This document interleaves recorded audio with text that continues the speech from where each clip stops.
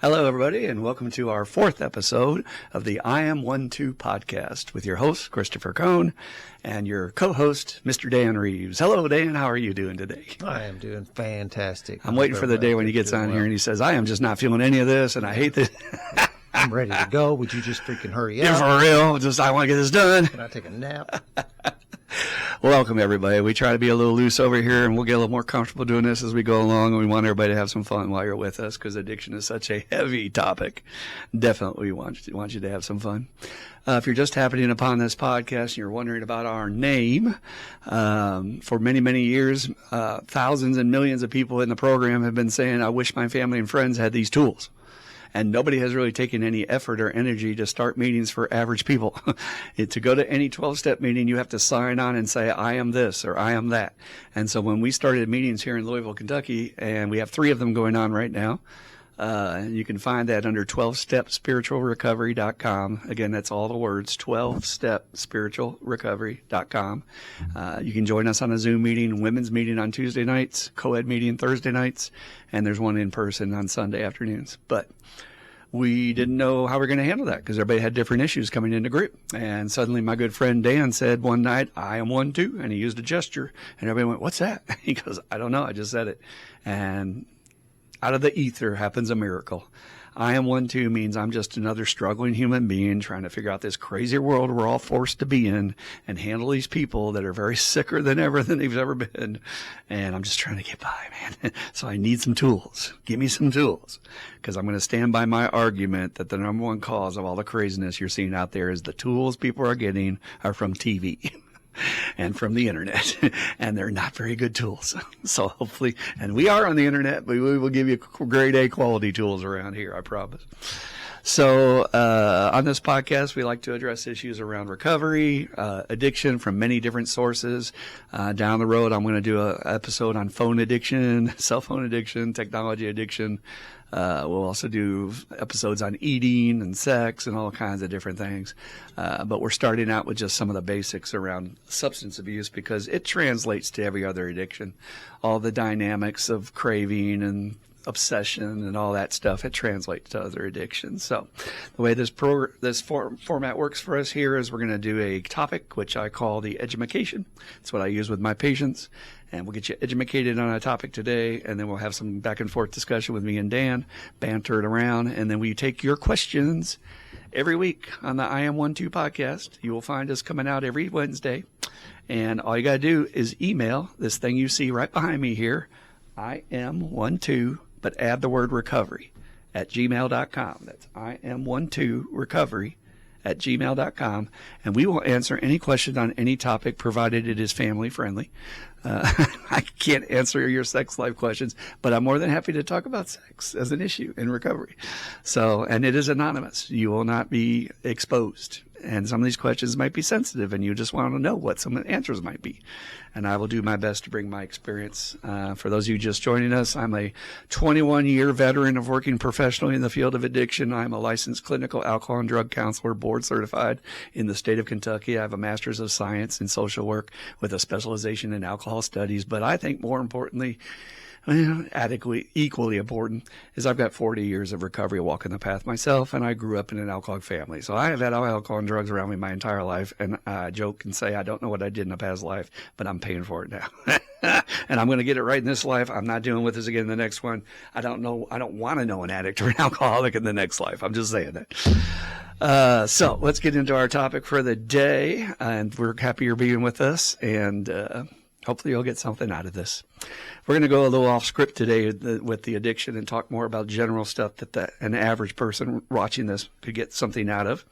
And we're going to talk about finding your passion and your purpose and honoring your gifts in life. And there's a lot of talk out there and a lot of life coaches out there selling their perspective on this. But I think I can give you a different way of looking at it today. One of the tragedies of alcoholism and addiction that I think about, and I warned my friend Dan, and he can chime in later about this, that when he came in this program, he's going to see a lot of people die. And he did what most newcomers do, like, I think he might be exaggerating a little bit. It's like, no, you will see somebody die almost every week in this program from this disease, sadly, unfortunately. And the more people you get to know in the program, the more likely you're going to know somebody that might slip and relapse and die.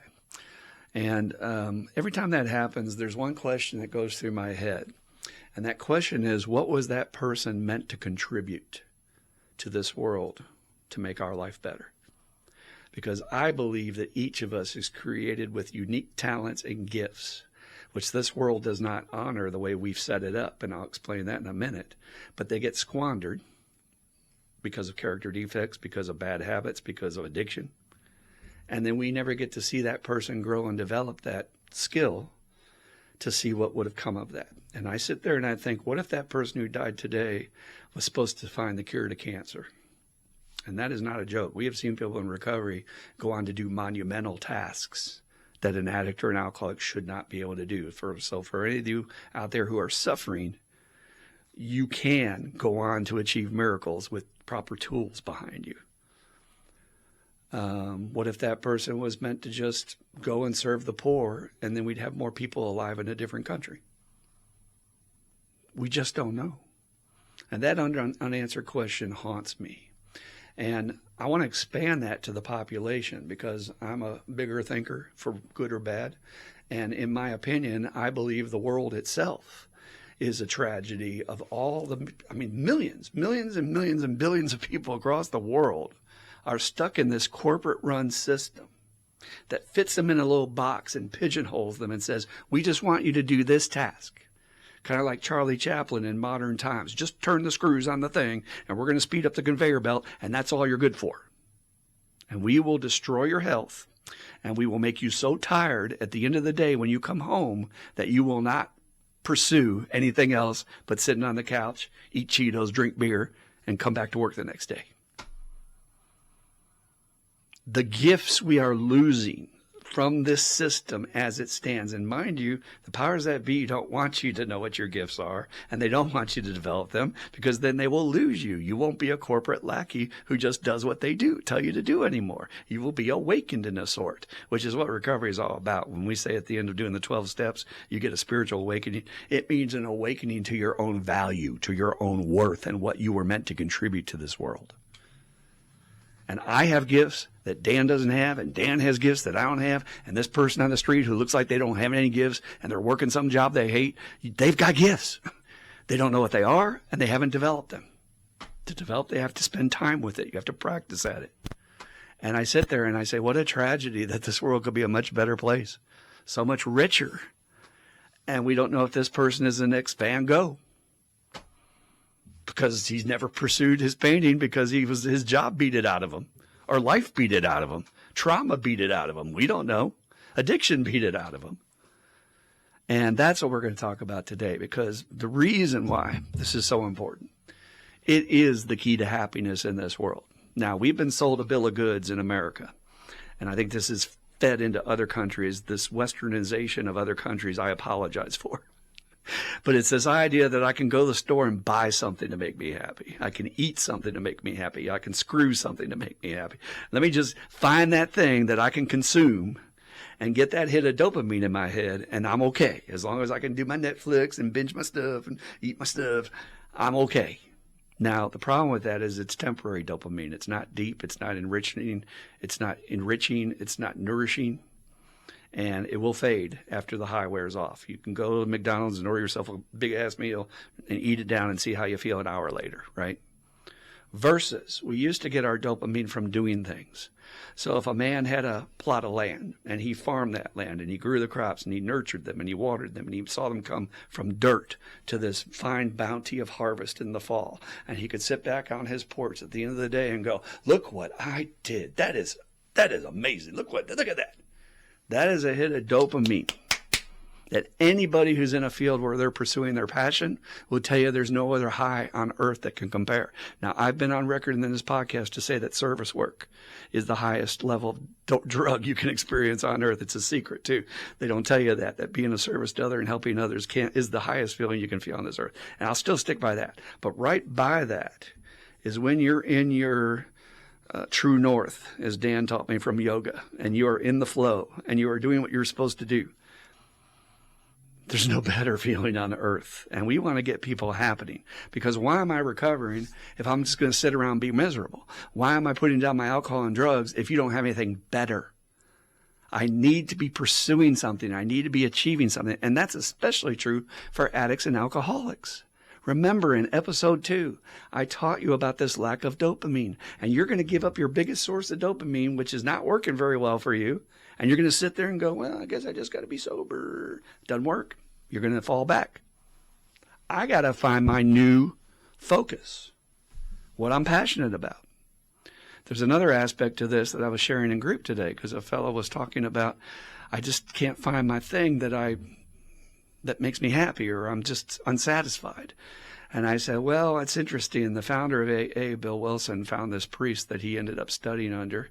And later in his life, he converted to Catholicism because he just felt that was his higher power at the time. And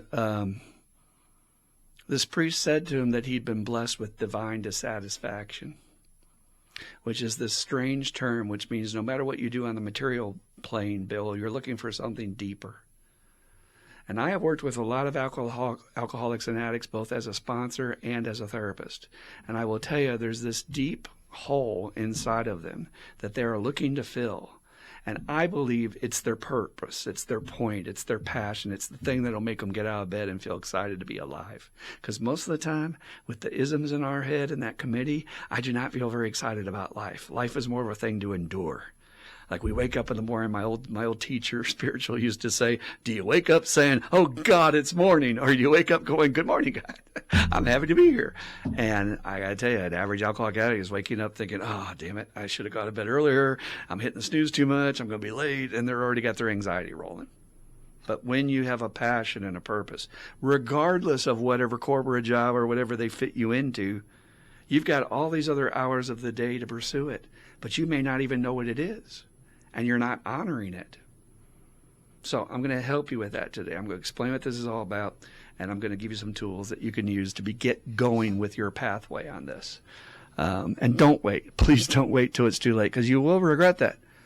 It's not that you will regret the things that you tried that didn't work. You will regret the things that you didn't even try. So let's get into it.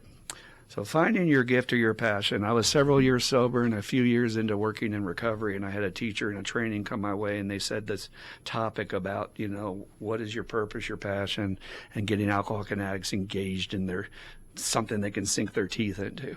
And the question they asked was, what is the one thing in the world that you love to do more than anything else? Now, I want you to sit back and ask yourself, has anybody in your life ever asked you that question? Which is probably the most important question we should be asking our kids and people we're trying to help on their path to get to a good place with their life.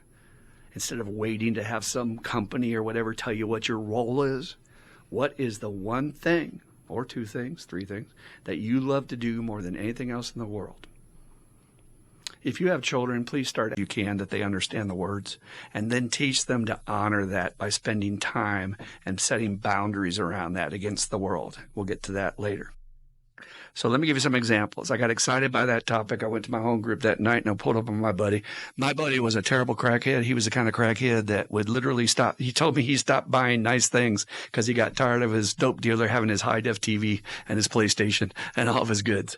And then he said, eventually I got to the point where I just gave him my paycheck because I knew it was all going to go there anyway. And there's a miracle he was sober. And at the time I was encountering him that night, he was 7 years sober. And so I said, I went to this training, man. Let me ask you a question. He said, what? I said, what's the one thing in the world you like to do more than anything else? And literally he got this look on his face like, that's a good question, but like nobody's ever asked me that. Why? Why are we not talking about this? Seems like it's pretty important. He goes, well, and he thought a long time and he goes, you're going to laugh at me. And I said, I know your history, so I probably am. He goes, fly fishing. And I laughed because you do not see any crackheads out in the middle of the stream, out in the middle of nowhere, flying no fish, because that's too far away from the rock.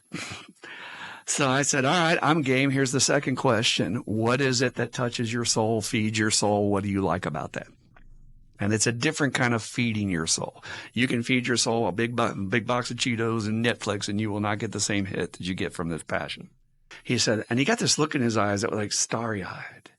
And when you ask people that, look for that. Look for this glow of juice that starts taking over their eyes. It almost becomes electric. And then they look like a little kid when they're describing it, like a little kid going, and then we did this, and then we did that. And they get kind of excited when they're doing it. I'll watch my patients on Zoom do that.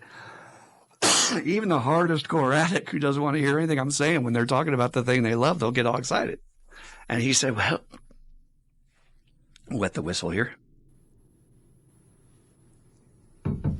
When I'm out in the middle of nowhere, I feel connected to something. I don't know what it is, call it higher power, nature, whatever. I feel more at peace and secure in myself than I ever feel anywhere else. And I feel like I'm doing exactly what I'm supposed to be doing. It's the best feeling in the world to me. I said, great. Now's the last question. Here's the $1 million question. When's the last time you did it? He sat there, kicked back, thought for a full minute. It might have been 2 minutes. He literally added it up in his head. And then he says to me, 17 years ago. My jaw, I had to keep it from falling on the floor. I said, seriously? I said, you've been sober 7 years. You could have done that when you were not a crackhead, but you literally have put that on the shelf. And you've not done that since 17 years ago.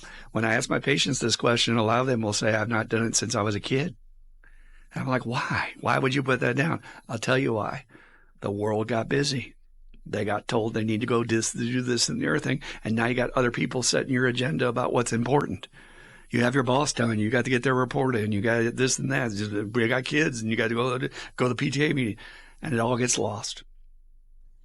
And so I said, well, maybe you should start doing that as soon as possible. And he said, yeah.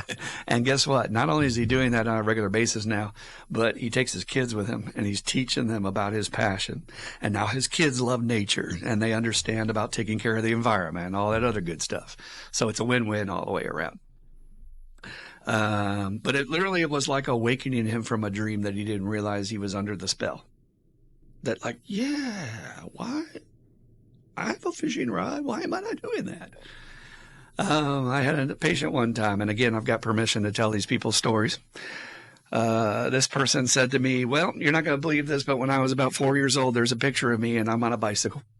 And I have a grin from ear to ear because I am happier than I've ever been. And there's just something about cycling that is my jam. It's what I like to do. I feel free. It's wonderful. Because I asked her next, what do you like about it? I feel great. I'm free. I'm just happy. And she said, I love it so much that one year in my sobriety, I went to the East Coast with a bunch of friends and we rode our bikes from that Atlantic Ocean all the way to the Pacific Ocean over 3 months. And I stood back and I said, well, you must really like bicycling because that's a hell of a commitment. And I said, tell me about that trip. And she gave me stories that she had experiences. I remember the one she told about being in the New Mexico desert and having a very supernatural spiritual connection with just the moment. And it was something that was so impactful that she could speak it with a passion today that it moved her almost to tears. And I knew it was something she would remember on her deathbed versus remembering what day you did what at work that maybe is not fulfilling you, right? And I said, all right, here's the $1 million question. When's the last time you did it? And she said, she lowered her head. They always do that. It's embarrassing. She said, my bike's in the garage. It's in pieces and it's collecting dust hanging up. She said, but you know what the saddest part of that is? I said, what? She says, I have 2 children and they bicycle all the time. And you know what I do? I take my lawn chair with my beer out in the front lawn and I sit there and drink and watch them cycle. And I said, wow, how could something be that powerful to just influence you to just be like, what am I doing? I can get on the bike and be with my kids. Probably shouldn't do it drunk, and today I'm happy to say that they're able to share that passion with their children and get back to some of that. But I just think that we're sold a bill of goods in this modern world that we get. The disease is distraction.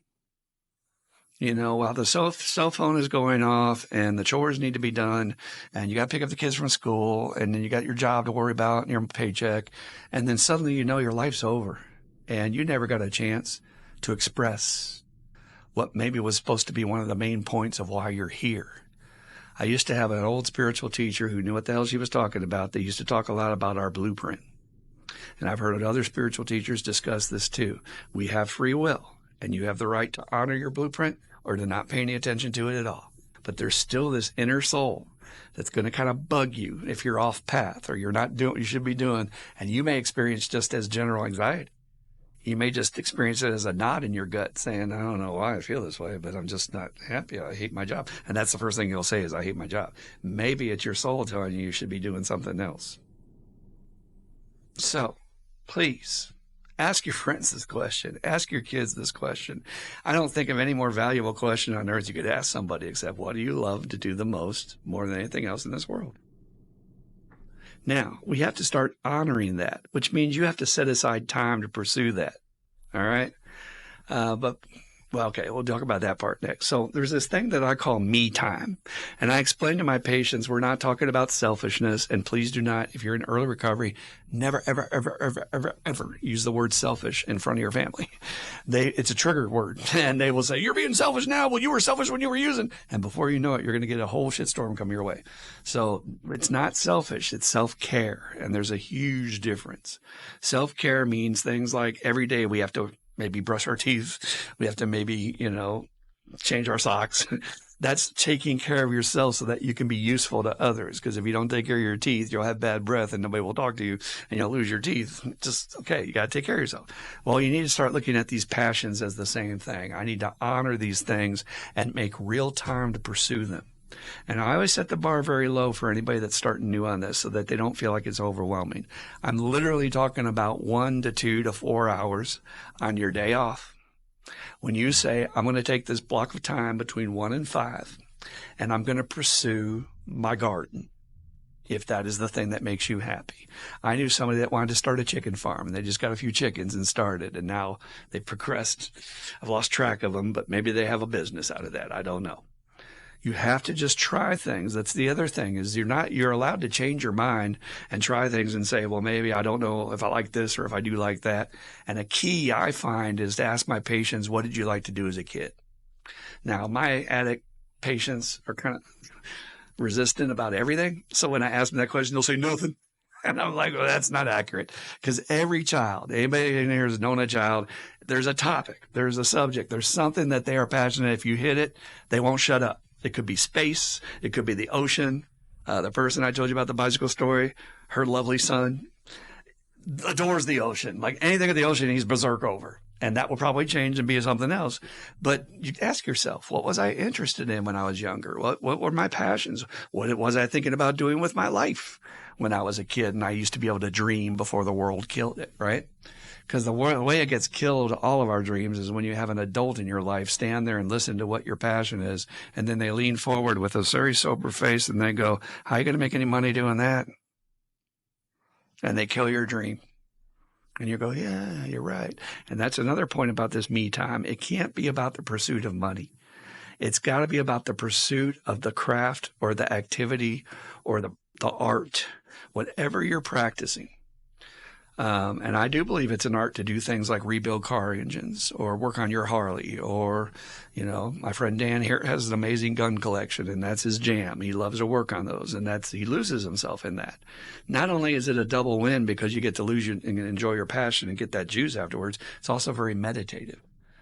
And if you can find any activity where there's a creative side to it, like you have to really think or figure this out, how you're going to do this or that. For me, it's writing. And I just love fiddling with a sentence or fiddling with a word to see how the flow goes better. And there's a payoff that is so great from that. But you have to start. Nobody who is doing something became Stephen King overnight, and really Stephen King's kind of a phenomenon. He's an unusual case. It's just extremely talented. We have these geniuses that can just poop a book out like that. But everybody generally had to start from somewhere. And they will talk about their early days, whether it's a comedian developing their craft or a musician learning their instrument, but they spent time with it. And that was a thing they were going to honor. Now, here's going to be the hardest piece of advice I'm going to give you about your me time. Turn off your damn cell phone. You have got to unplug as a honoring and a boundary that this is more important than anything else. If you have a spouse and you have kids, you say to your spouse, hey, let me teach you about this tool. Would you like to go somewhere on Saturday and do whatever you want to do? Now, if they want to just go to the bar and watch a football game with their friends, then that's what they're going to do. And I'll take the kids that day. Then when they come back, I get Sunday, and I'm going to go where I go, and I'm going to pursue my thing in a garage, in an attic, at a space I rent out, in a park to make notes, in a coffee shop, wherever your space is. And if you do create a space in your home for your creative activity, honor that as well. Like literally build your little thing here. We had a comment. Somebody said, what is this, an altar here? And I was like, what, an altar is a bad thing? This person might need to work on their God inventory stuff because they might have some resentments in there. But it's about your thing, whatever makes you feel like you're in the zone. And I love candles, period, end of story. I love incense. That helps me get in the zone when I'm writing. And you'll find your own things, but it's fun to develop your own space. And sometimes if you want to be a painter or something like that, you can spend your first me time session just setting up your area. Like I'm just going to set my little easel and do my little thing over here and make my space. And then you tell your family, this is mommy's space over here. This is where she does her thing, and pursue it. And you have the right to change your mind and pursue something else if you find out you don't really like that. What you will find. And what you will find is that when you go back to work on Monday, say that's your next work day or whenever it is, you won't feel so much less resentful about your job. You'll have less of a feeling of being gypped over the weekend, like you didn't have enough time for yourself. And you'll feel more satisfied in life because your life has more purpose than just your 9 to 5. And I think this is one of the most undervalued aspects of why people are so unhappy in our culture and why there's so much anger. I think that anger is out of, this is not the life I signed up for. This is not the life I wanted to live. This is what the hell happened to me. When I was a kid, I used to dream I was going to go do this, and now I'm doing this. And sometimes we do have commitments. We have families. We have situations we got to take care of. But I'm telling you, there's always hours to find that you are spending on your cell phone, scrolling through TikTok, or you're wasting it watching the news. Clip it. Clip those little sections of time and make your little space where you can pursue this. Now, why are we doing this overall? Well, A, as I told you, you'll be happier in life. B, you'll have a peace about you. There is a peace that comes from pursuing your craft. You're not as anxious. You do feel like you're more in the flow of your life and doing what you're supposed to be doing. But the most important thing you will get is that maybe this will turn into something that ends up being a career or ends up being your future. And I have stories after stories of people in recovery who, when they were newcomers, and we told them, if you stay at this, you're going to have a toolkit that will help you achieve your dreams. And they looked at us with that look like, yeah, right. Whatever, man. I'm just trying to stay sober. But I tell my guy that from day one because he needs hope. He needs something to look forward to. And one of my biggest things to look forward to when I was getting sober was I'm going out to Hollywood and working in the movie business. And I did that. But by that time, I had grown. And after 6 months, I was like, yeah, I'm glad I had this experience. But I cannot stay in this bubble of false, fake reality and artificial tits and all that other stuff. It was a strange experience. We'll talk about on another podcast. But the idea is, I have a good friend of mine named Dan sitting across the table from me, and I told him this idea about what's your passion, and he told me, well, ever since I was a kid, my dad has this wood shop, this every tool you can think of, my dad has been collecting, and our basement is packed with it. And I used to go down there as a kid with him, and we would work on stuff, and I just felt so much joy from that, and it brought so much happiness to my life. And I said, yeah, well, why aren't we doing that? Well, I got this job, I'm going to do this, and then drinking, pursuing pills. Yeah, that's how it happens. We lose our way. I said, what if we could get that back into your life and it could actually be something that turns into something? Like, for instance, what would you like to do if you could do anything else and have a free choice? If I had a magic wand, I could just wave it. What would you be doing with your life? He says, well, I really love woodworking. I want to pursue that. I'm just interested. I feel like I'm totally in my zone when I'm doing it, and that's my jam. And I said, all right, well, let's just start praying to higher power to somehow make that happen. And he always gave me that look back then whenever I offered prayer as a tool, that is not going to work. And I understand. I felt the same way when I came in. I said, but we're going to set the intention out in the universe that I want to go in this direction. I would like this to happen. I swear to God, folks, it was less than 2 months. It was not a very short time after that he calls me one day. And this man goes, man, I don't know, my dad, he comes to me out of nowhere and he says, I just figured out I don't have to give the government all my money when I die. I can actually gift you all some money every year, tax-free. And I want to give you some money. And then he says, like a typical newcomer, I'm not sure if I want him to do that. I'm not. My dad needs his money, and I feel bad taking it, whatever he said at the time. And I'm just like, oh, my God, can I reach to the phone and slap my newcomer? Shut up. What have you been praying for? An opportunity. And his dad literally said, I'd like to build you a wood shop in the backyard, a shop where you can work on your stuff. And he was fighting against it. And we do that as well. As human beings, you will get the opportunity or the gift will be laid out before you and you'll be like insecure or unsure and like, no, that's okay. I don't need that chocolate chip cookie. I'm all right. Don't be that way. Go with it. So he did. He took my advice. He accepted the gift. And I said, well, let's see what happens. When he said, oh, yeah, but and everybody has this story, it seems like, that I run into. I got the golden egg job, man. Whether it's at the number one employer in Louisville, which I won't mention by name, factory work, or whether it's a corporate position, I got the golden ticket, man. I've been there so long. I got the retirement lined up. I've got my benefits, and everything's just. I got the golden egg, man. I can't give up the golden egg. I got kids that might have to go to college, and I just can't quit my job and start woodworking. I said, well, we need to open up our mind about how that's going to look, but why don't we still set the intention out there that that's where I would like to go? And we don't know if it'll be tomorrow, next month, or next year. And then this son of a bitch called me in a couple of weeks. He says, it might have been a couple of months. He goes, I just got laid off from my job. And I started laughing just like that. And I know it frustrated the shit out of him when I'd laugh to what seemed like bad news, but I didn't see it as bad news. I saw it as a great development because I knew this was part of the plan. And he didn't know that yet. And he's like, I mean, I'm glad because I haven't been happy about my job. And I said, yeah, you've been kind of bitching about it, saying you don't like to work there anymore. And now you're getting your wish. And the most unbelievable part of that was his company gave him a package that was unbelievable for what people, if you're lucky, if you get a 3-month severance, and he got a full year in addition to unemployment and in addition to all of his benefits and insurance and all that. And so it's basically a license saying, here, go do what you want to do. And I told him that. I said, this is it. And he still didn't know what it looked like. And that's the problem with us is we're trying to pin it down to picture how's this going to look. Like, I'll do that. Like, well, if I'm a writer, how am I going to support myself and put out, it takes me so long to write. I can't put out stuff fast enough to make a paycheck. And it's like, no, stay in today with it. We're just going to go do the next right thing. You got the shop, you got the time, go work in it. And out of that became this origins of, well, maybe I could do some handyman work. Because when I would go with my dad and he'd be asked to fix things, and his dad was a saint, he would go fix things for people for free anywhere. And Dan would go with him and he'd observe how to do stuff. And plus he's an engineer. And so he figured out, he can figure out just about anything. He prides himself like, I don't know if I've done that before, but I could probably figure it out. And I've watched this man work on Honda Japanese cars and do amazing things that is like, how the hell did you do that? Well, I just looked up a YouTube video. And I'm going to let him speak during the dialogue part, but I would say he's happier than he's ever been in his current life.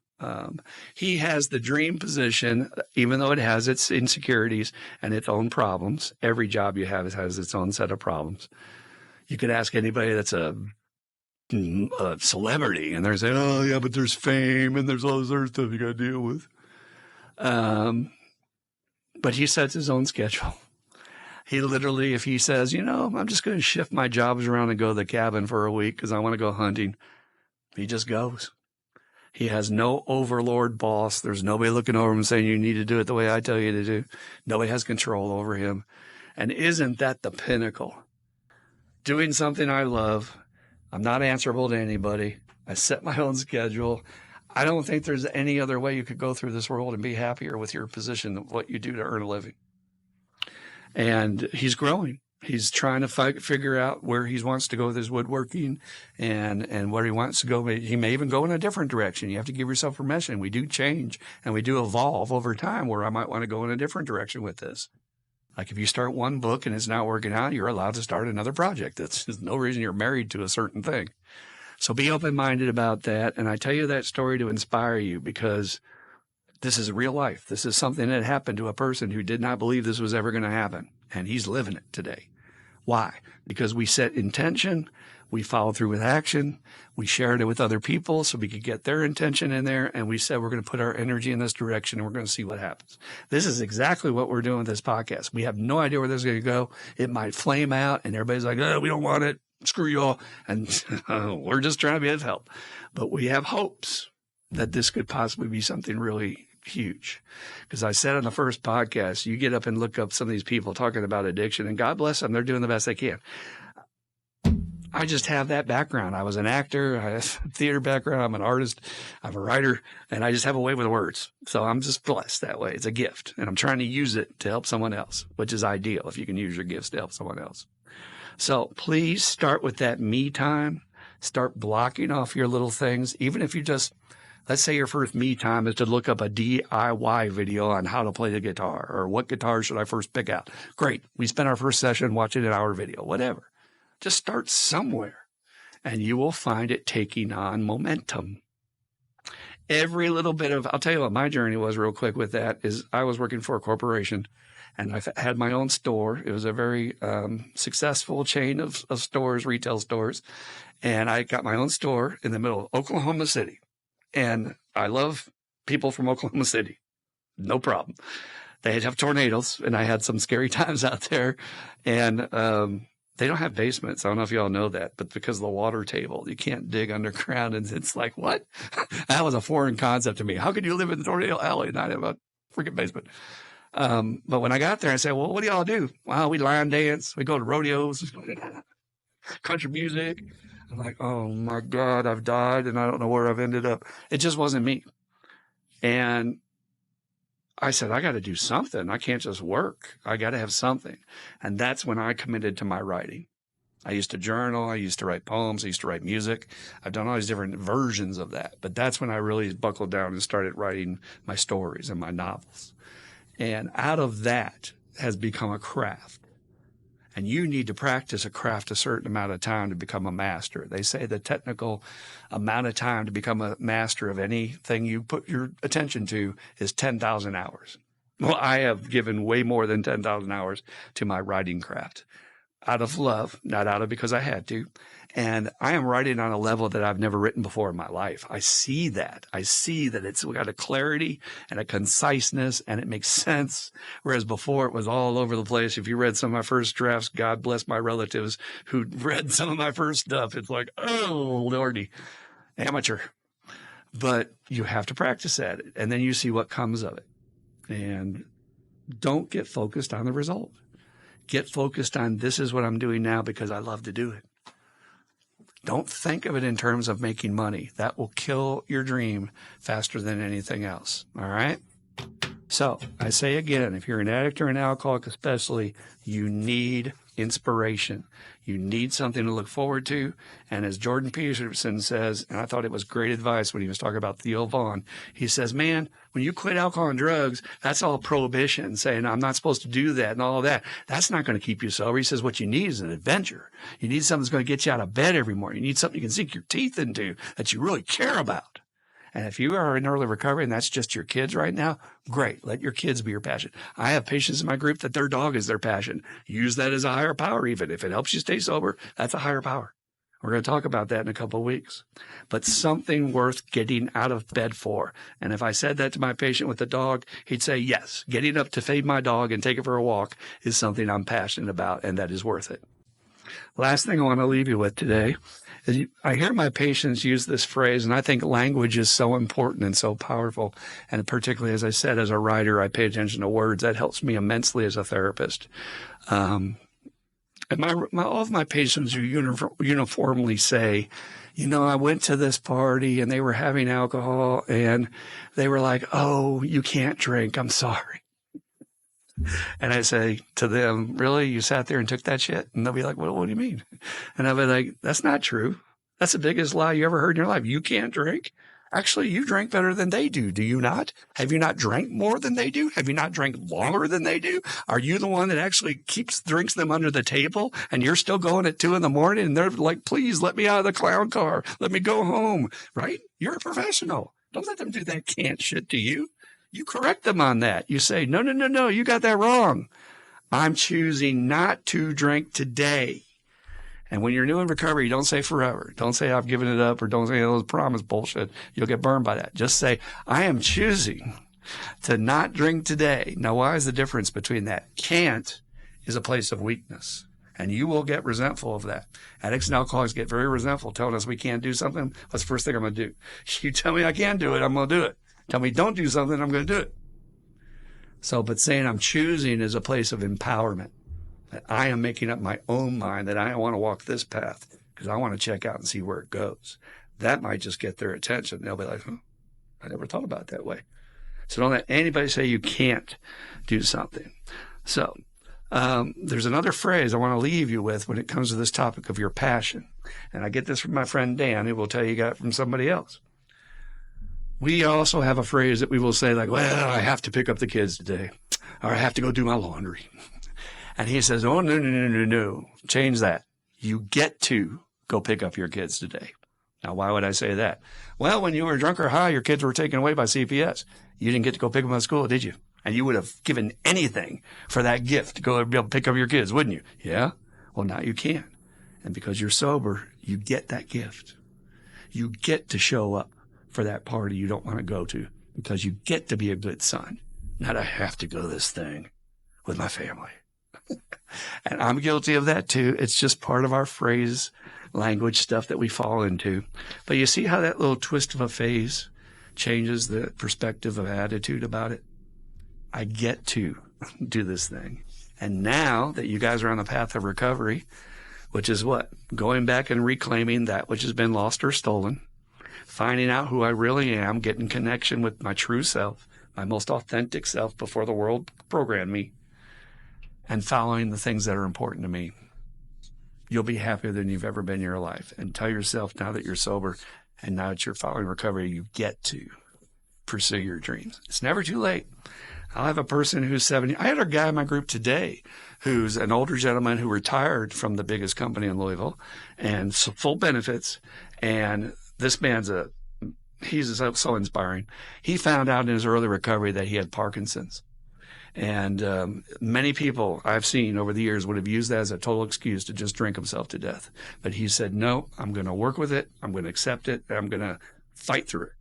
And he's doing boxing and all these cutting edge things that they do now for people with Parkinson's. And he's operating. And he told me today, well, he just sold our house in Indiana so that now I get to go down and live on the farm full time instead of having to drive there. And that's my passion. That's my dream. That's where I want to be with growing my crops and doing my things. And he's happy. He had this grin on his face. And he said to the group, this is the happiest I've ever been in my entire life, which is what we're looking for in recovery. And if you don't feel that today about your life, please keep coming here and we will keep giving you these tools to help you find your way out. But for today, ponder that this week. Send me questions about that.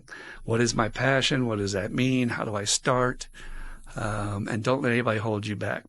Anybody that's on your tail feathers dragging you down, that's dead weight you need to cut loose. To end on, I heard a Navy SEAL give this analogy, and I think it's important when we're talking about the me time. And I'm telling you all, don't sit around thinking about it. Get into action. Start this weekend. But he said, imagine you wake up in a forest and you've been knocked unconscious and you're looking around and you don't know where you are. And there's nobody in sight. And you can't even see it. The forest is so thick, you can't even see the sunlight through the trees. And you don't know where you are or what to do. And if you stay there, you're going to die. He says, what I tell people is start walking. If you start walking in any direction, eventually you'll hit a street. You might hit a creek. Creek will lead down to a hill. Hill leads down to a road. Maybe a road leads to civilization, whatever the thing is. But it's the same deal with this deal. Just start with whatever. Maybe you change directions and you go in a different way. But stop sitting on this. Stop wasting your life doing nothing to pursue what you love. It's killing your soul. And the happiest people I know in life have something outside of their job. It might be a softball league, but it's their thing. Okay? All right. Thank you for that. Appreciate your attention. And now we'll phase into our banter part. Yeah. So any thoughts on any of that, Dan? Or I told your story, so I kind of stole your thunder, but thank you for that. I can, vouch for that, because at the time, and I specifically remember believing that I was stuck in a job because, as Chris said, I was an engineer, but I didn't really have a degree. What I had was on-the-job training, which put an engineer on my business card at this company. So, I had this thought that I was stuck here because I couldn't take what I know.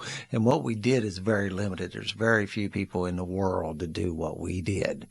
And it was just really narrow thinking, which is kind of typical of alcoholics, that I thought I was stuck, and I remember from the very beginning to Christopher encouraging me to not fall into that rut of stuckness, to say, let's do this work. Let's do this work this program, practice these principles, keep on walking, and let's just see what God has, what God, what higher power has in store for you. And of course, as he was talking about that praying on it thing, the way I like to say it is, and I stole this like a lot of things, but a guy says, when your sponsor tells you to pray, I say, inside me, and I really did this inside. Now, I wouldn't do it outside, but inside me, I'm going, you got to give me something better than that. And there was a couple times whenever I was in a real pinch, when I thought I was going to have to do my home incarceration at my parents' house because my mom was back to taking the pain pills, and I was flipping out because I thought my only choices was to go to jail and I knew I couldn't stay sober in that house with that medication in that home. I had no confidence that I would be able to stay out of it. The advice was, let's pray on it. And you got to give me something better than that. But you learn, this thing, Christopher talked about in the last episode about this disease being progressive. Recovery is progressive as well. You can turn that tide, and, in another way I always like to talk about this is like a trajectory. I'm not going to do a U-turn today. Mm-hmm. That's impossible. Mm-hmm. But as I'm off on this arc to the left, whichever, that doesn't mean anything. That's just a directional thing. As I'm off on this arc to the left, let's just head into a crash and burn in my life and nothing really happening good in my life. When I start making this change, I can start bending that curve to the right where all these things in my life can be good and the things that I want to do and my dreams can come true. And that's not, I would have said at one point that was a bit of an exaggeration, but I have my own life experience to prove that it is not an exaggeration. I spent 28 years in corporate America playing engineer and thought that's all I had. And today I have this woodworking handyman business, and I have like a level of freedom in my life that you couldn't buy from me, actually. I made more money in that corporate job. But you weren't happy. I am way more happy overall in my life. I wake up in the morning and I say, good morning, God. This is Dan. I'm an alcoholic and I'm ready for today. That's the problem, though, is that we've been taught to equate happiness with money, right? Yep. And from the beginning of time, all the great spiritual teachers have been telling us it's an inside job. We're not going to find our happiness in the outside and with materialism or any of that kind of stuff. And as you were talking about this world we have, it wants to con you into believing that material stuff, be it food, be it cars, be it boats, be it houses, be it whatever, the girlfriend, that somehow is going to help fix me, and it's a dead end road every single time. I still like toys and I still like stuff, no doubt about it. You're human. But I no longer find that, and it was a thing for me for a while that I realized my dopamine hit. Hell, I giggle at myself when I pull up in the yard and I see the Amazon box on the porch. I know I'm getting a dopamine hit doing that. I'm like, yeah, I get it. But I also acknowledge that I'm just not lost in it. A lot of recovery, you're saying, I get to be me. I get to recover that which was lost and stolen. And I also get to walk around with an awareness of what's going on, because I sure didn't have any of that before I came here. Right. I was just you a recognize lost soul, just wandering around, bumping off of whatever pole I happen to run into. I can recognize the dynamics of getting the dopamine hit, but I'm not making that my higher power. Right. Yep. And to finish Dan's story, I can't tell it better than he does, but you all need to hear this, as he's worried that, I'm either going to jail or I'm going to relapse. And I said, well, we're just going to have to ride this out with God taking care of it. And he said, that's not an answer. And he had already worked out the conditions of his release, and he was not supposed to be in his home because his neighbors did not want him there. That was a specific condition of his release. And he had put down his mom's address. And as far as he knew, that's where he was going. And he goes to court that day. And what happened? Yep. I went to court that week, man, and I sat down and they take you back in the little room to where you had to review your plea. And before you go out and do the theater part of it out where they bang the gavel, you sit down there and I'm reading this thing and it said, Daniel Reeves, you have been sentenced to 3 years. 1 year home incarceration to be served at, and it had my home address on it. And did you just about fall out of your seat? I would tell the truth. I got so spun up from because of that anxious, anxiety-ridden kind of dude that we talk about that used to be me, that the rest of the time, I swear, I don't even remember going into the courtroom and pleading that. To going out there and doing it. The only thing I was thinking is that the court had made a mistake and now I'm going to have to straighten it out and what I'm going to do. And the wheels were turning so bad on this other thing. And, I share that quite often that, I had a lot of people tell me that this is a program of rigorous honesty and I should go down there and tell them that they'd made a mistake. And my sponsor told me if I did that, I'd be undoing God's work. That's right. And I fully believe that 100% today. Because what good would you be dead or relapsed? That's how we know it's a higher power at work. There's a science to this that people don't talk about with spirituality, but we certainly will on this show, that these are powers and tools that you can plug into like electricity. And when you see that it goes your way, you'll be like, well, maybe I'll try that again. That worked pretty good. And when that change happened, I was laughing again because I kind of knew something would happen. You were doing good. Okay. Now, if a guy's coming in, he's not doing his work, he's not doing good, then definitely I would have said, well, you got to worry about what the judge is going to hand you. When that happened, I was like, yep, that's higher power and you need to give thanks for that. And I think the anxiety was, it's going to look like I pulled a fast one and they're going to find out and they're going to call me out in court and I might get 5 years because the wrong date's on here and the judge is going to notice and I better tell them, wait, whoa, you all made a mistake. No, it wasn't a mistake. Yep. And then what you find over time, please join us on this path.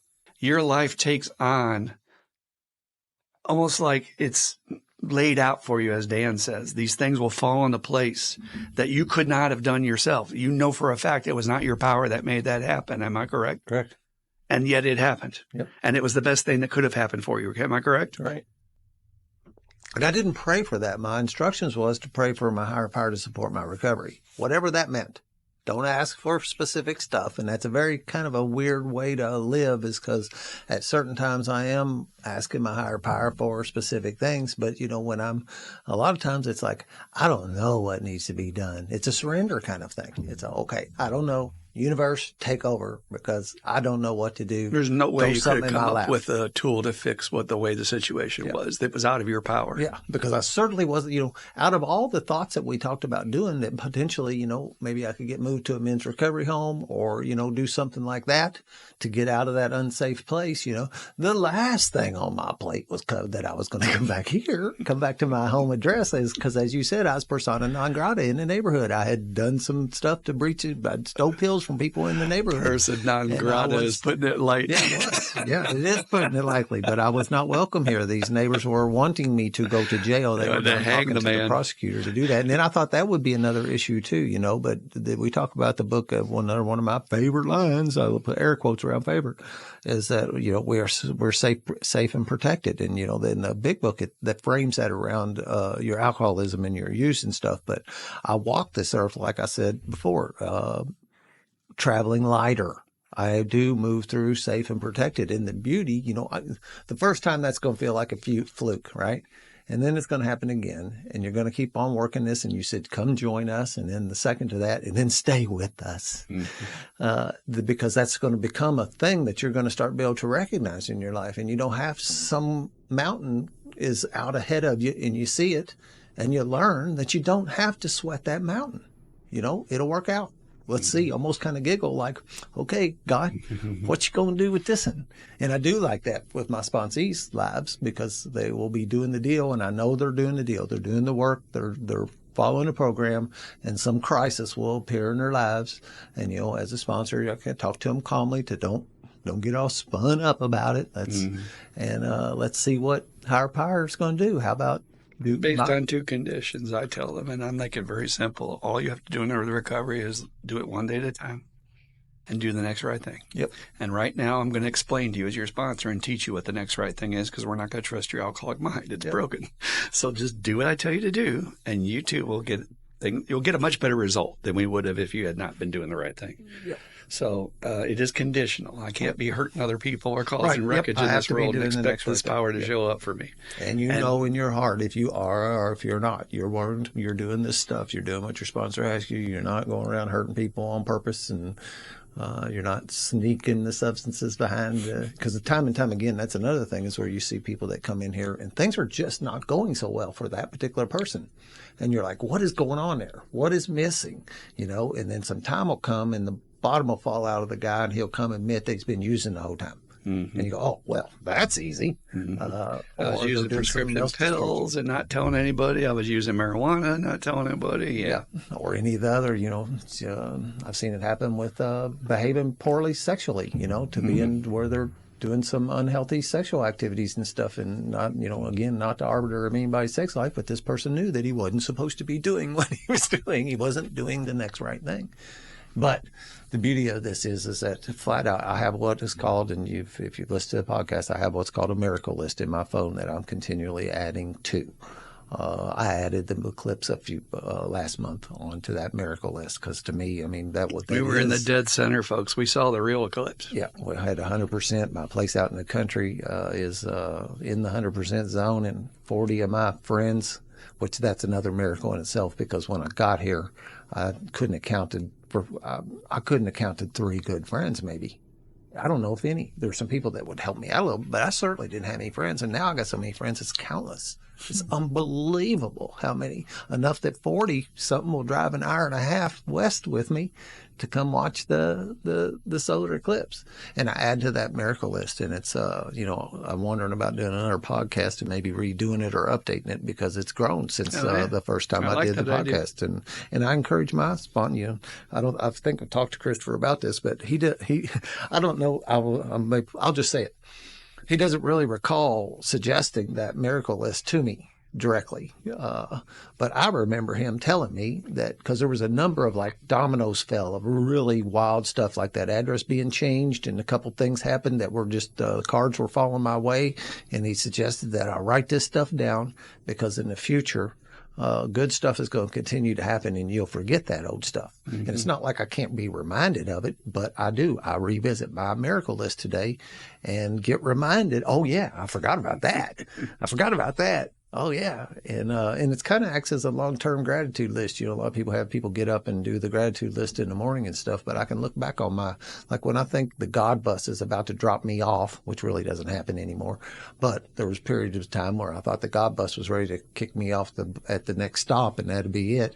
I look back at that miracle list, and I know that he didn't bring me this far to let me off today, and this too shall pass, and it will work out, and I just need to keep doing the next right thing.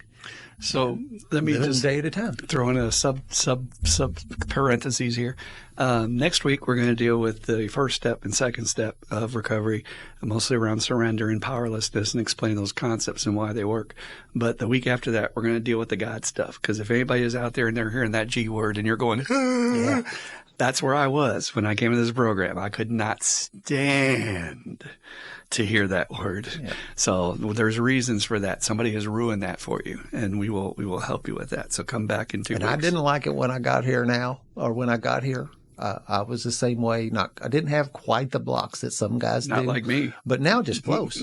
Now it's just a regular thing. I think nothing about it. One of my favorite things to say is that every language has a different language has a different word for water.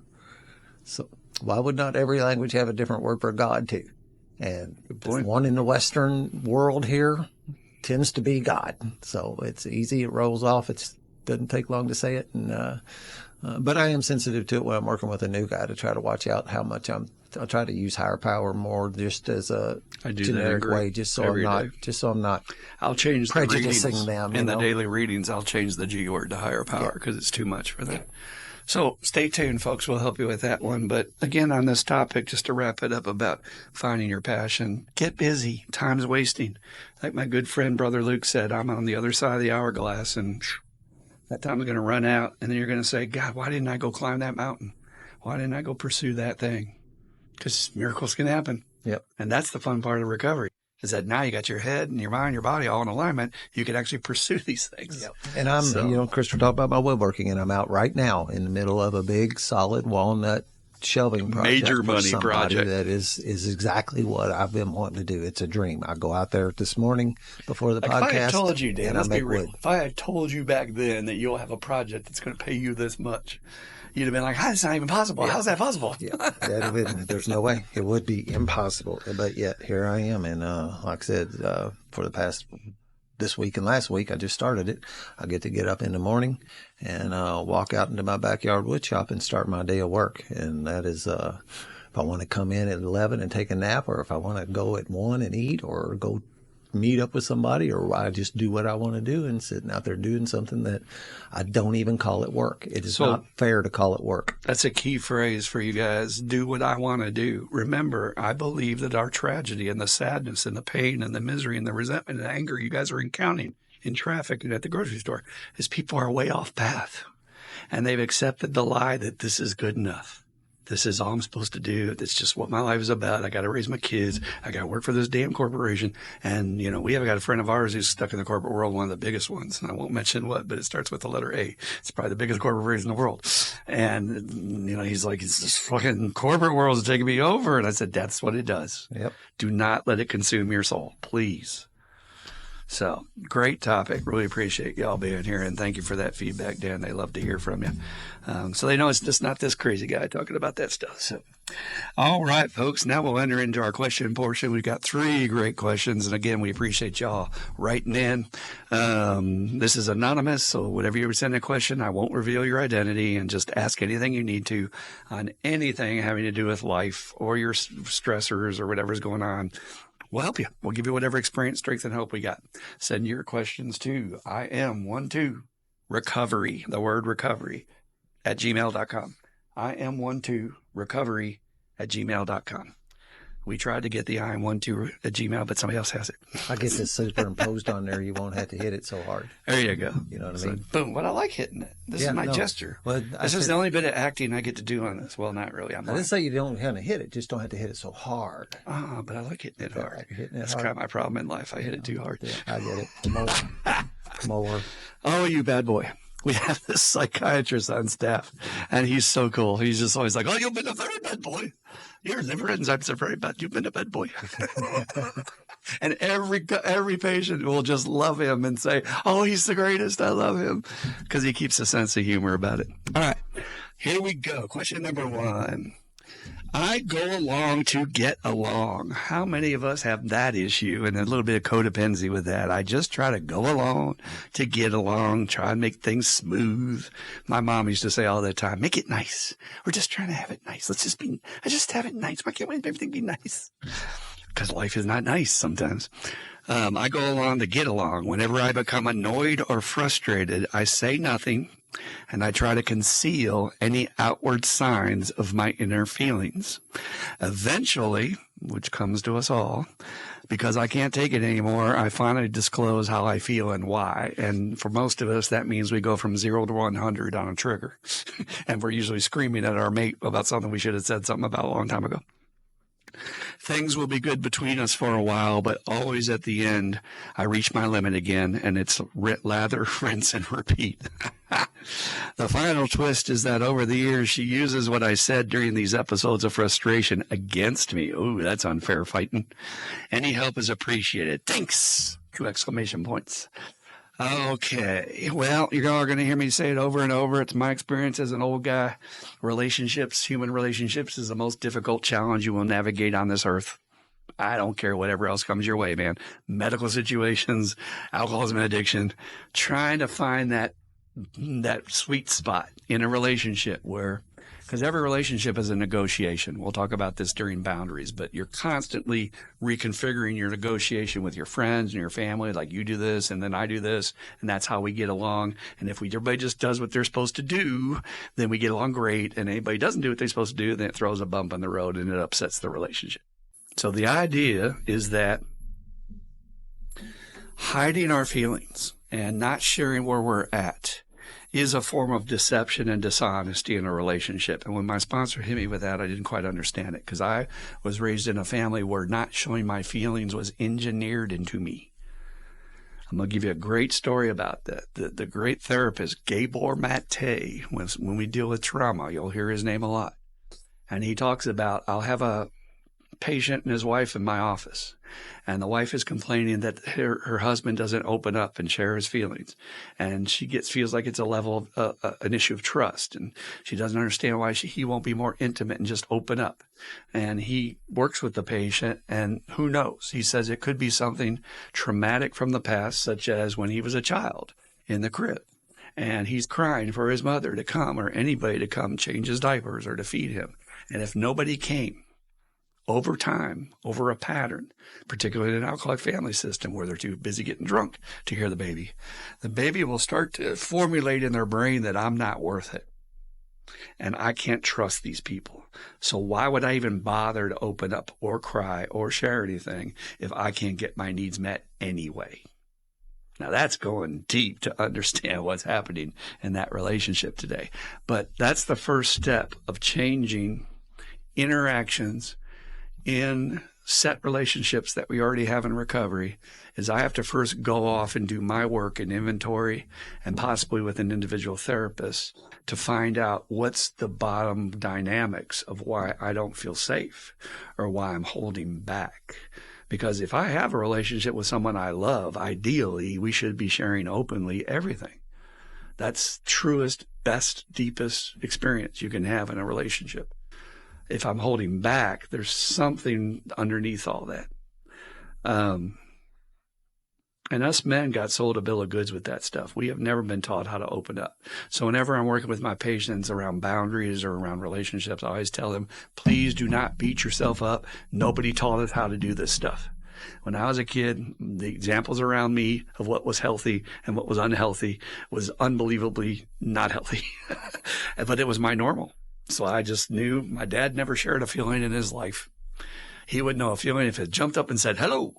And where did you get that from? I could look at my grandmother, and she was one of the coldest, I think depressed clinically, hiding in the kitchen, just never said a word, mousy, probably filled up with all kinds of rage and resentment. And guess what ended up happening? We don't know because she never tells the details, but she ended up having surgery. We think it was stomach cancer.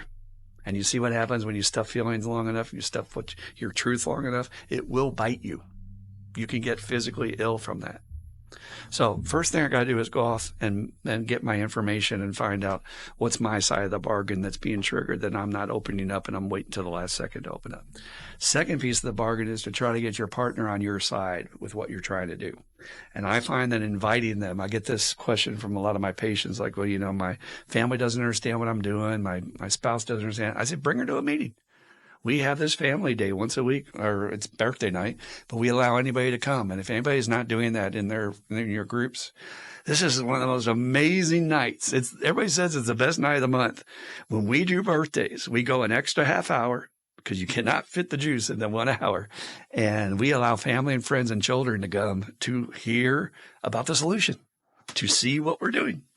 And they always leave very impressed. I can't tell you how many times we've heard that out of a father or a mother saying, oh, you guys are amazing, and this is just great.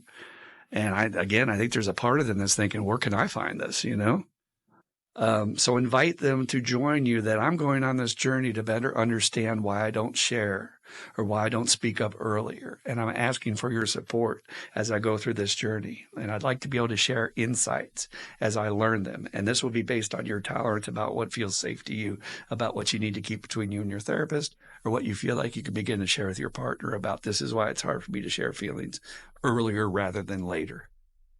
Always when we wait to share feelings, they're going to have more potency and possibly do more damage rather than just dealing with it straight up.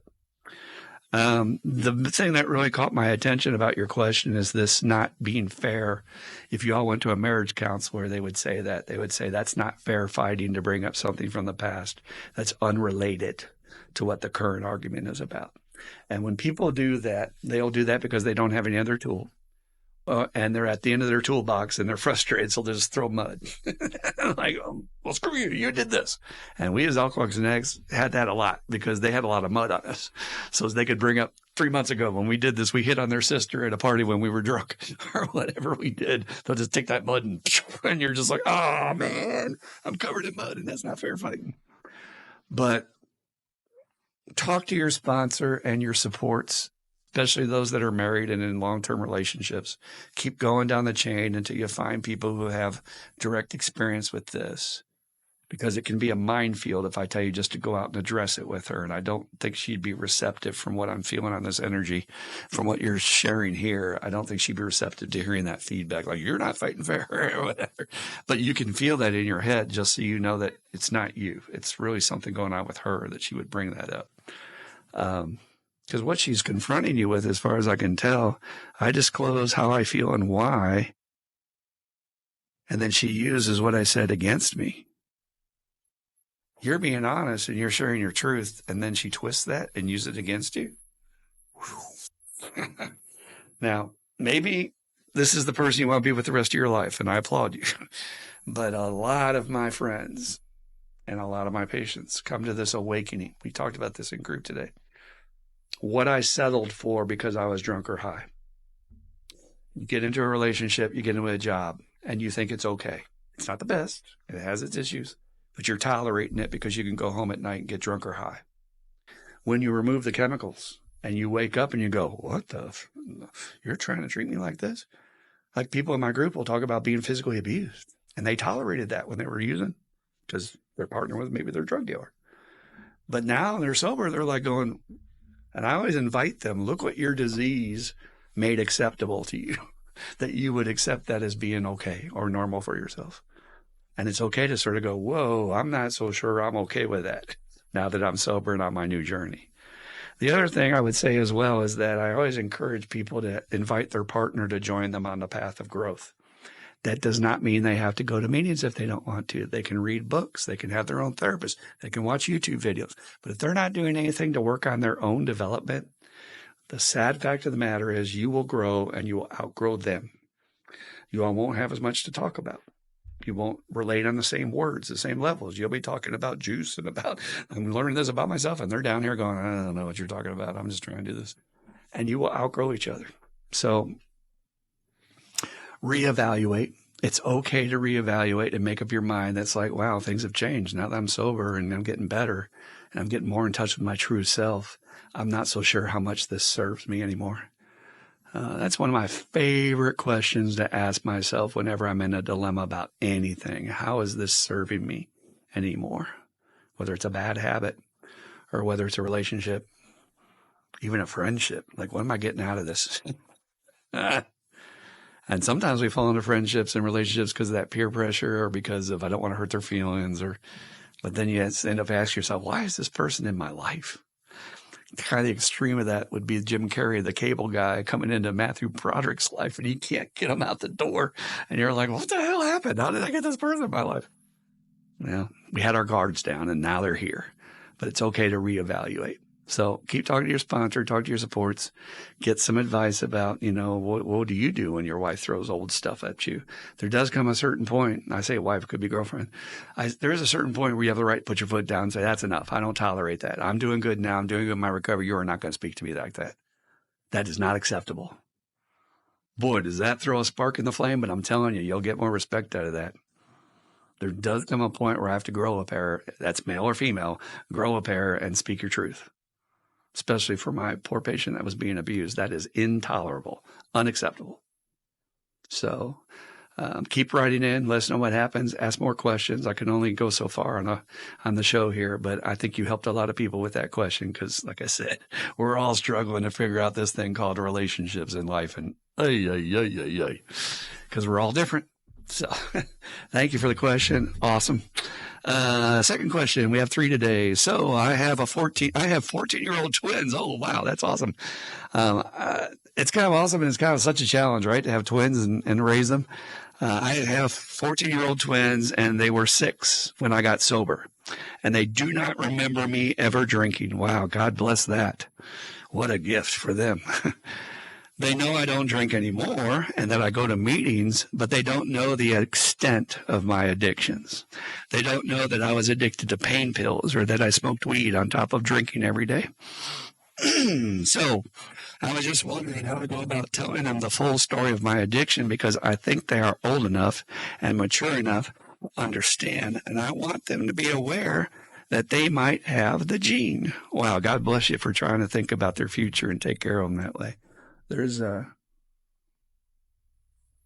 two extremes about the ways you do not want to handle this situation that I've heard over the years. There's the situation where they don't say anything, and then the child grows up blind to what was in their family.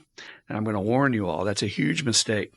I had a sponsor who was very well off, and he did his lineage with an outfit in London. And he comes to me one night and he says, Christopher, they did my ancestry all the way back to 1365 in Scotland. And he said 65% of my relatives died and were in jail from this disease.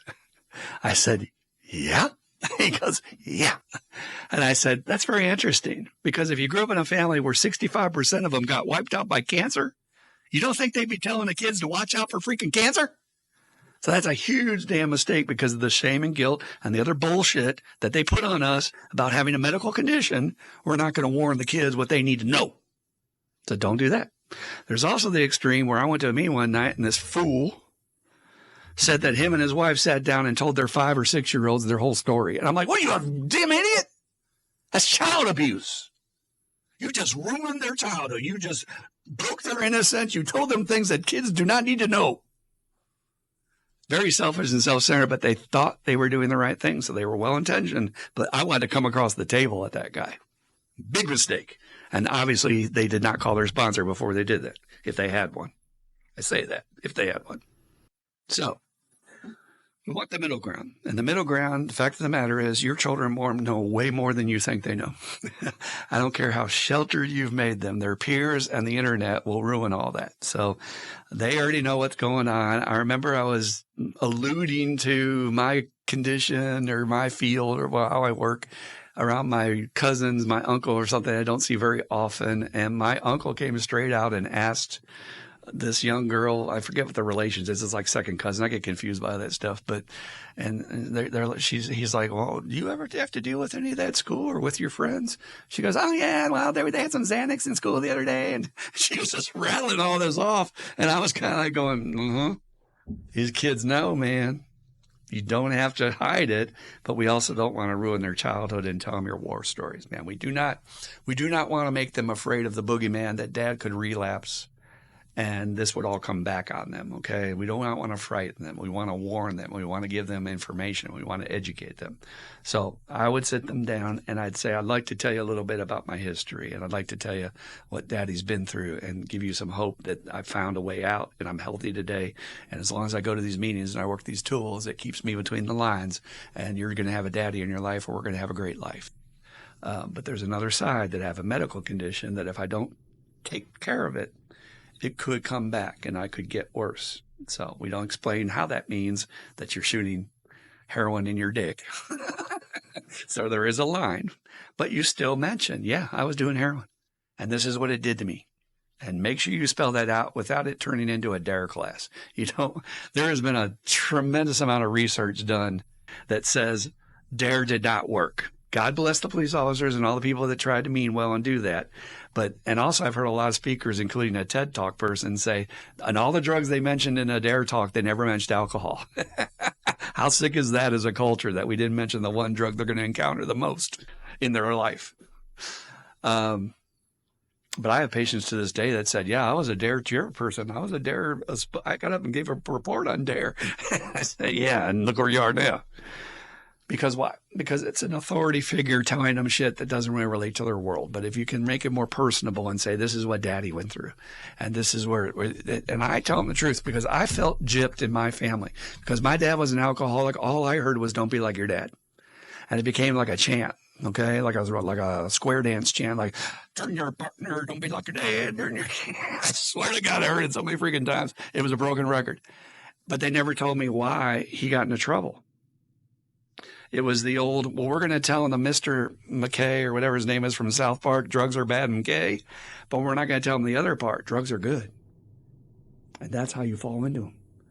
Tell them the whole story that, I tried this stuff and it really made me feel better because I had issues from my childhood that I never dealt with. And I had all this other stuff going on. And that was the slippery slope. That's the seductive nature of these chemicals, is that at first it really works, but then it begins to take over your brain. And you will see this in your peers as you grow up through high school and as you grow up in college. And you'll see them at first like, oh, they're having the best time at the party and they look like they're having fun. And then it becomes more a part of their life. And they give up being on a football team, or they give up going to college, and they're going to start falling by the wayside because the drugs take over you. That's the scariest part. They take over you because they work, because they make you feel good. And nobody ever told me that.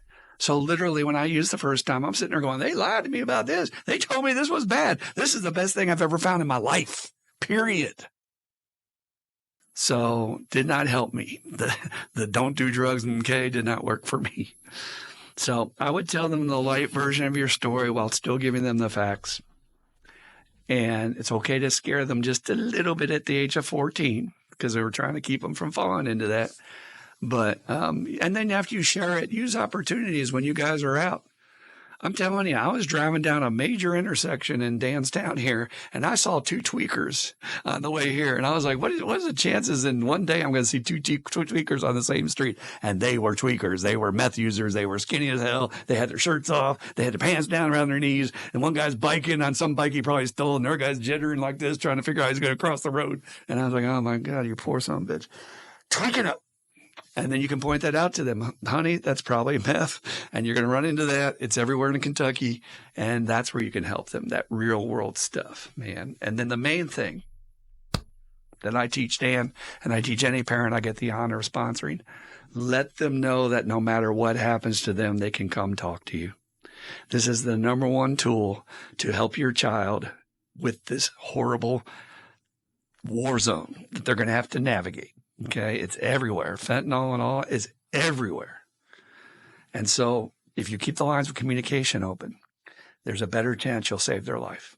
If they feel like they can't talk to you, or if all you're going to do is down on them or hurt them or punish them, get in trouble, they're not going to tell you. So I told Dan that a long time ago, and his daughter, I love it when she calls and says, Dad, I know I shouldn't be doing this, but I went to this party and everybody's drunk and I need to get a ride home. And this man will get her home safely. And he won't lecture her in the car or say, hey, you did that and see what you're getting. That's the worst thing you can do. You say, I love you and I want to help support you. I hope you don't fall into this because we have the family genes and it could destroy your life. But I'm here for you. And anytime you need to talk, any questions you have, and then let them go off and ponder. Don't try to fill up the plate with everything at once. They won't retain it. Their brain can't. Give them enough and then say, I'm open to questions. Come back, talk to me at any time. And then when they're ready, they might come back and say, well, Dad, there's this pill going around school. What do you think that was? And boy, this person answered this question. I know who it is. He told me he was sending this. He knows pills. So he can tell you, well, honey, that was probably a counterfeit and that would be really dangerous. It was a fentanyl from Mexico and it can kill you. So, and particularly let them know about that. That's the last thing I'll say about it is that the drug supply is so tainted nowadays. I just had a patient who almost died and they swore they swore that it looked like a real pill. And I said, yeah, that's how bad it's gotten. It looked 100% legit. And they got it from their regular dealer, but their dealer didn't know where their supply was coming from. So they were taken by surprise too. And they almost died because it was fentanyl and some other shit in there. Who knows what? So I remember I went to one training where they told us average age of opiate pill use, this was probably 8 years ago, is 11.5. 11 years old. And putting one of the most powerful chemicals we have in your body. I don't even know how you would handle that. But that's the reality of this world. There's also these parties that kids are having. Forget exactly what it's called, but they go to their cabinets in their homes, and y'all need to lock up your meds. The kids are getting them. If it's not your kid, the neighbor kid's going to come over, and they're going to look in your cabinet and take your shit. Even if it's not a illicit or a scheduled drug. They don't even know what it is sometimes. Yeah, They'll take your Viagra. That's what I mean. They're like, oh, I'm getting high. And then suddenly they have that feeling like, what's happening? Some people will think that they need to only lock up their scheduled drugs. Right. That's what my point is. Yeah. I see. No. They'll get it. They don't care. And what they do is they'll have these parties where literally they'll pour them in a bowl and everybody just grabs a handful and just takes it and just, whatever, we'll just see what happens. This is the world we live in. So we try so hard to protect our babies and their innocence, but you're doing them a great disservice by not letting them know the reality. They already know it, most of all, anyway. So thank you for that question. I know for a fact a lot of people got some help out of that one. And keep bringing those questions in because, boy, if you have a child that's suffering, Dan will tell you, it's a ride you go on. You need support. You need help. It's one way to get through it. All right, the last question of the day. And, boy, this has been a great session for questions here today. Last week, you spoke of children with alcoholism in their genes. Thank you for listening. Appreciate the feedback. You described my son to a T. I love doing that. I love watching my relatives and the young ones and saying which one's the alcoholic. He is 10 years old now and was 5 when I first came into recovery. My family has been healed through recovery. However, I know that I caused a lot of hurt and trauma to my kids when I was drinking and drugging. He seems to have all of the isms, the committee in our head, can't sit still, nervousness, sensitivity, depression, anxiety, self-pity, all that stuff going on. Can't make sense of it. He is constantly worried, particularly about the weather, about tornadoes, earthquakes, tsunamis, and any other natural disaster or anything else that a person could possibly worry about that could kill you. He is constantly on weather.com and always in a worried state. He spends most of his life in the what ifs. I mean, yeah, I'm safe now, but what if? He is awkward in social settings and always feels like he doesn't fit in. Doctors claim his problem is social anxiety. There you go. Something we can diagnose and give you some pharmacological cure for. Everybody wins. And they have diagnosed him with ADHD and given him prescription medicine to help his alleged ADHD. That's interesting because I am not a professional physician, but I do deal with this in my groups. My understanding is ADD is attention deficit disorder and ADHD is hyperactive disorder on top of that. And I don't see anything in here that says that he's hyperactive. So that's an interesting cue why they would figure that out. I believe it's alcoholism, and I guess as a parent, I would like to be sure that I'm doing everything I can to help him on his journey called life. What should I be doing to help him besides saving him a seat in my home group? Thank you so much for your help. Oh, well, first of all, credit to you, man. You've done your work to be able to observe the signs and be there for your son. That's number one.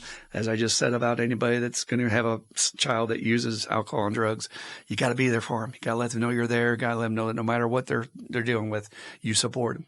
And I wish in my journey, when I was struggling with my young alcoholism and didn't know what to call it, I wish somebody had just had the sense and also had the toolkit to just take me up in their arms and hug me and say, it's going to be okay. It's going to be all right. And I'm just wondering how much of that your son might need that would be better than a pill. That when he's having a nervous breakdown, just say, that's okay. That's just who you are. And just rock with him in the chair. Let's just sit here. We'll just be with that. One of my patients taught me this tool that they used the other day, and I think they made it up on the spot, but it was one of the most powerful tools I ever heard. They couldn't get their child who was 5 or 6 or 4, something like that, 5 maybe, to stop crying. And they were really hurt about something. And he said, and finally they just said, okay, this is what we're going to do. I'm going to hold you for 10 seconds and I want you to cry as loud as you can into me.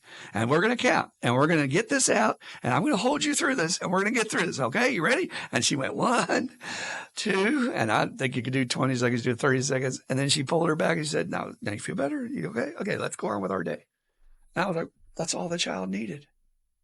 They just want to be held and told they're okay and that somebody's there for them to give them that security.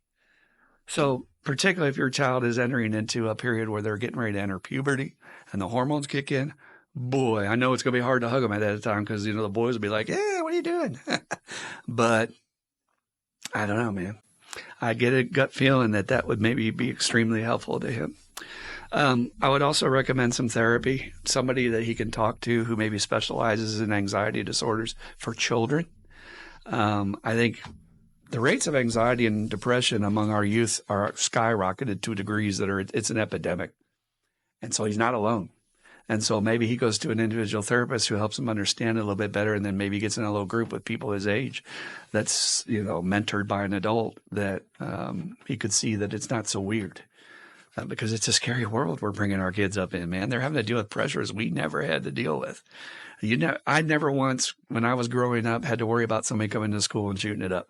That was not an idea that would have even entered my head. They're having this big conflict now in the news about graduation ceremonies being canceled for political bullshit that they're programming us with, right? Everybody's trying to separate us, and you got to ask what their agenda is, guys. Wake up.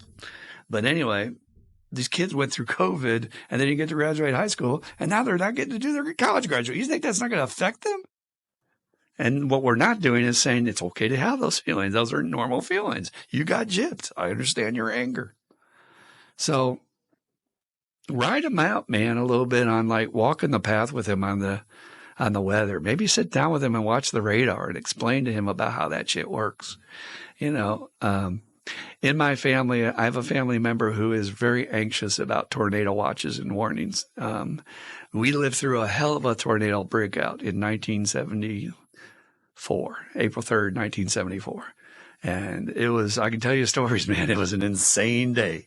And we may have lost my sister. We didn't know if she was still alive, and the whole neighborhood was bashed. We had to get out of our car and walk there because their trees were blocking the roads, and it was mild. And we got down the road and we finally found her, and she was alive. But my mom was very disturbed by that, and so now she's got this hypervigilance, which is very similar to PTSD. If there's a warning, she's like, "Pay attention, there's a warning." Now, I went through all that, and I had my schizoaffective disorder with tornadoes, which wasn't really my condition, but that doctor might give me that. And I moved out to Oklahoma. Every day during certain times of the years, they are following them. They got helicopters in the sky. They're showing all that. Now they got drones doing that stuff. I was watching live feeds from the planes last night on the Weather Channel, and it's it demystifies it. Yes, there are F5s, but there's also F2s and F1s, and those only hit a low area. They just go down a little path, and everybody else is fine. So it's not like a real tsunami, which he doesn't have to worry about. We live in the dry lands here. It's not like a hurricane, which is going to come in here and bash everybody, but, it's this event, and it happens. This is why it happens. And, we spent the past 2 days on weather alert in town, and we got nothing. It didn't even happen, not what they were projecting. And, they can only do so much. Don't ever pay attention to the 10-day forecast. It's worthless. They will change it 5 times before you get there. But teach him about that. Share his passion for that. Maybe he's a guy that's going to turn out to be a weather announcer or a tornado chaser. And maybe there's a fascination about that to a certain degree. But indulge it to a certain extent. Don't tell him he's weird. Don't give him the appearance that it's strange. Maybe that's a passion he has. And you say, well, why don't we learn more about that? Let's get some books. Let's look up some videos. You now watch some tornadoes and shit. And, I don't know, maybe something you could share with him in a way. And that would help him not feel so weird. And on the social anxiety, that's just a normal function of growing up, man. I mean, trying to find your fit and your peer group and whether you're cool or not. I hear so many people's first steps, almost every single one has an element of peer pressure about the first time they used. It was either use and be cool or be out of the group, or we're going to force it on you. My buddy told me a story about his first time drinking, because he was brought up in a family that taught him explicitly, don't drink till you're of age. And he was from Iowa, for God's sake, so he was clean as butter. And both his teachers both his parents were high school teachers, so he was having to walk that straight line. But one night he was on the wrestling team, and the wrestling team showed up in a van with no windows, and they opened the back door and they yanked him in, and they said, "We're drinking tonight," and they shoved him down on the ground and they poured alcohol down his throat. And he fought them with everything in his fiber, and he still has dreams about that to this day. That's how powerful that memory was, and PTSD about that. So talk to your son about that. Try to figure out what's going on, where it's coming from, but see if you can't share it with him to a certain degree. But how great is that to celebrate that you're sober and you have the time, the energy, the toolkit, the answers, the friends, the support. You have all of that stuff you can draw on to help him. You might even put out the word among your peer support group and say, hey, guys, anybody else have a child that has inordinate fears of weather or social anxiety? And then, boom, we got 2 kids. We can get together, talk about it, make them feel not weird. Worst thing we do is we stigmatize and we isolate. We say, oh, man, I can't relate to that. I heard that a lot growing up. Like, I don't know, man, you're just weird with that shit. We don't feel that way. Well, thank you for that. That's not very supportive. But keep asking questions. Like I say, we can only go so far in the podcast, but give us updates and let us know what works and what doesn't. That will help others.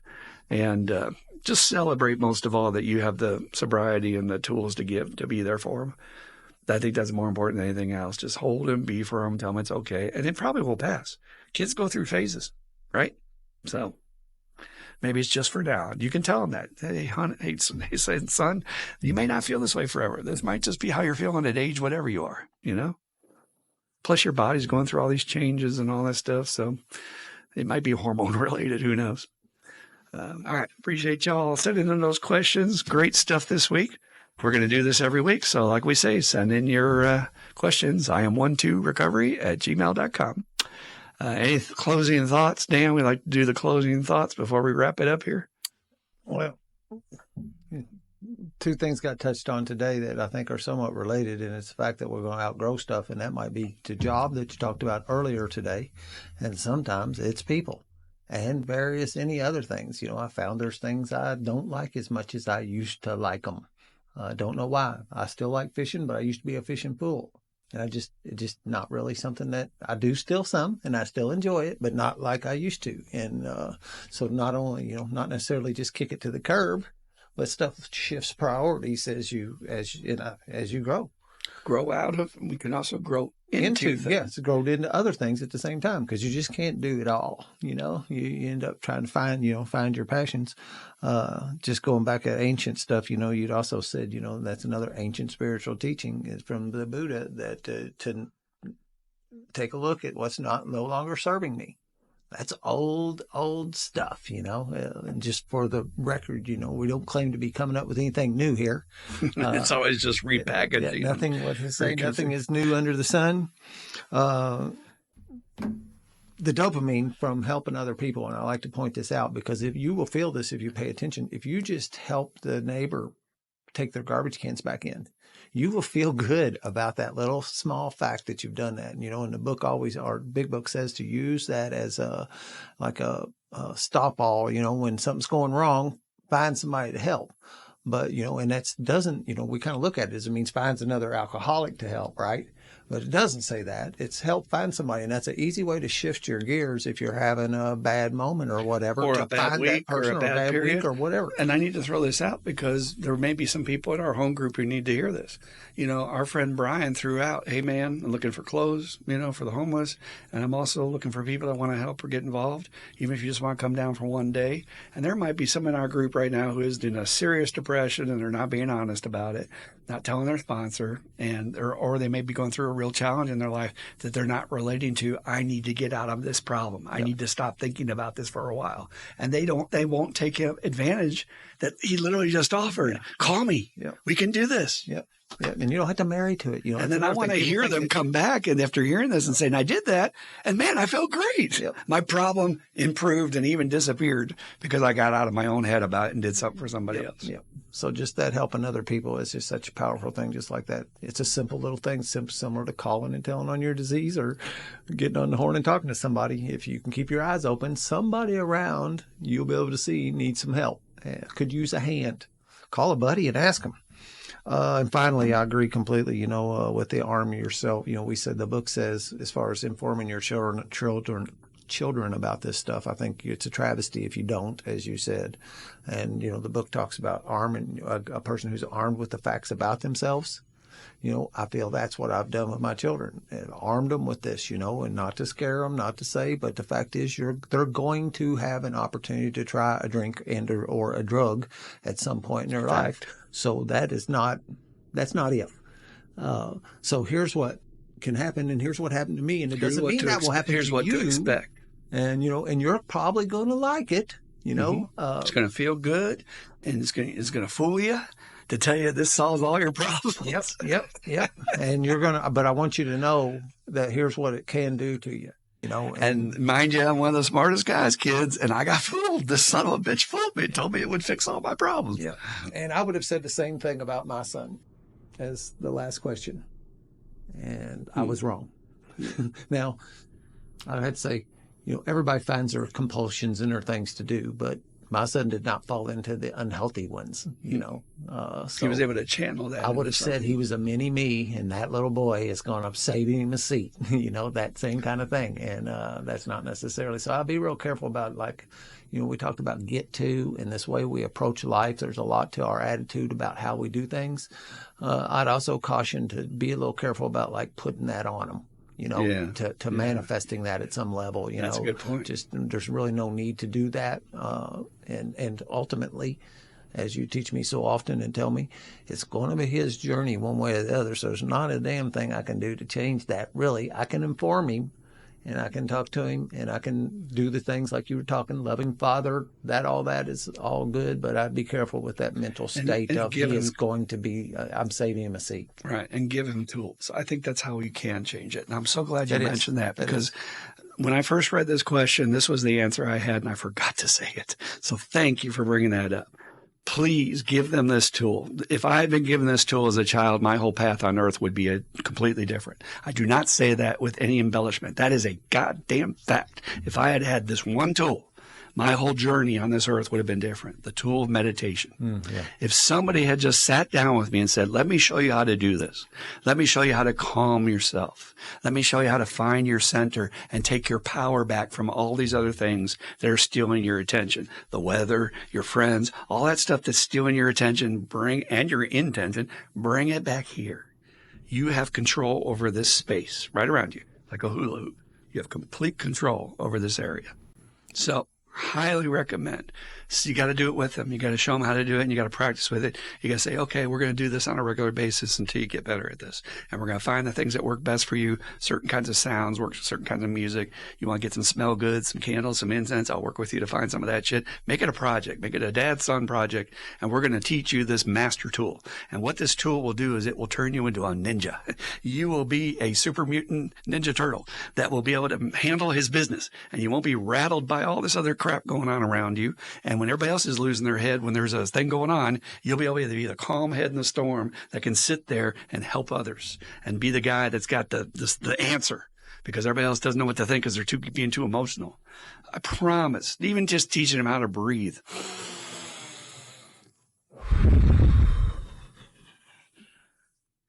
Would have changed my whole damn life. I was not breathing until I took my first hit of dope. That's literally why it felt so good. I felt like I took my first breath. And as you did this in the aftercare today, this person did this. They went, yeah, that's how I felt, right? But they could have taught me that through meditation. So please, let's make that a project and see if that, it will make a difference. It will make a huge difference in this person's life. So that's, I appreciate you bringing that up, Dan. All right. So great job. Great stuff, everybody. Let's keep it going. We're not soliciting you all too much, but we need to say it every time. Please like and subscribe, because if you got anything out of this, we want to grow and we want more people to hear it. And comment. And do all that stuff. Participate in your recovery. But none of this will happen if we don't raise our analytics. It's going to go into the YouTube fog, and only our friends here in Louisville will hear this. I have a friend of ours who's moved to Michigan, and she told me she gave it to all of her family, and she gave it to her therapist, which is great because therapists need to hear this. And please spread it out and help us help others. That's all we're trying to do here. Yeah. Amen. All right, so let's close in our usual fashion, and one day I'll sit down and describe this serenity prayer to you, but boy, is it a great way to live. Listen to the words. All righty, serenity prayer. God, grant me the serenity to accept the things I cannot change, the courage to change the things I can, and the wisdom to know the difference. Just for today. Keep coming back. It works if you work it. You die if you don't. Peace out.